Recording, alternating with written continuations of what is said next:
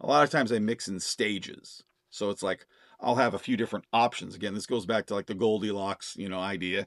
I'll have these different, more heavy-handed options, drier options, and then regular options. And whatever decision I make early in the mixing process may not hold up later. Maybe my vocal effects are going to be wetter, so my drums need to be drier. Or maybe my vocal effects are wetter, and that means that the whole project needs to go that way. And so I'm going to make the drums have the same kind of wetness that the vocals have. So I just like to set things up in a way where things are flexible. And the reality is I can build up or tear down a mix as needed pretty quickly by mixing that way.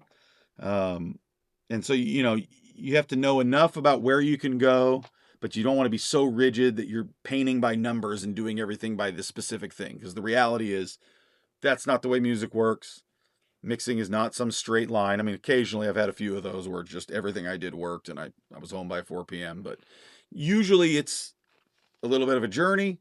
But I feel like really, if your vocals sound and sit nice and are easy to hear and the right volume for the genre, and your drums create a nice big canvas and you're able to fit everything else in there, um, you know, that's kind of the approach that I take to mixing, and doing things in that order generally works really well for me.